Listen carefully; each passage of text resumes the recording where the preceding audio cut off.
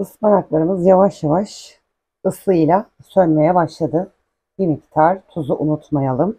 Ve ardından bir tatlı kaşığı pul biberimizi içine dökelim. Ispanaklarımız suyunu saldı ve şu an suyunu çekti. Ocağın altını kapatıyorum. Ispanaklarımızı soğumaya bırakıyoruz. Beşamel sosumuz için gerekli malzemeleri tezgahımızın üzerine aldık. Bir yemek kaşığı tereyağımızı eriterek diğer malzemeleri de ardından koyacağız. Erimiş olan tereyağımızın üzerine bir yemek kaşığı dolusu unumuzu ilave ediyoruz ve hızlıca karıştırıyoruz. Bir çay kaşığının ucuyla karabiber, birazcık da tuzumuzu ilave edelim ve karıştırmaya devam edelim.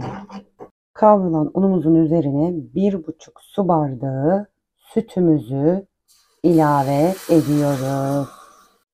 Beşamel sosumuz oldu. Şimdi ocağın altını kapatıyoruz. Soğumaya bırakıyoruz.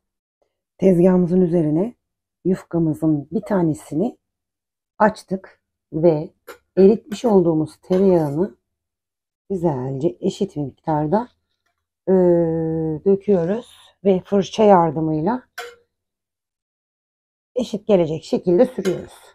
İkinci yufkamızı da üzerine serdik ve kaşık yardımıyla yağ gezdirdim ve fırçayla sürüyorum tekrar. Kesmiş olduğumuz üçgen yufkalarımızı bu şekilde sardık. İki ucunu bir araya getirip üçgeni içine kapatacağız. Sandallarımızı tepsimizin içerisine dizdik. Her yerine gelecek şekilde eritmiş olduğumuz tereyağından her yerine etrafına sürdük. Şimdi kavurmuş olduğumuz ıspanakları içine koyacağız.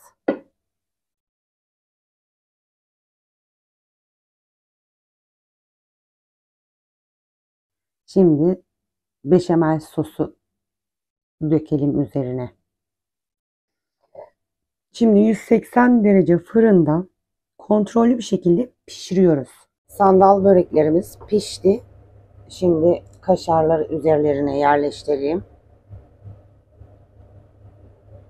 Kaşarlar eriyene kadar biraz daha fırında kalacak. Sandal böreğimiz yemeğe hazır. Deneyecek olanlara afiyet olsun. Kanalımıza abone olup yorum yazmayı unutmayın. Bir dahaki videoda görüşmek dileğiyle. Bay bay.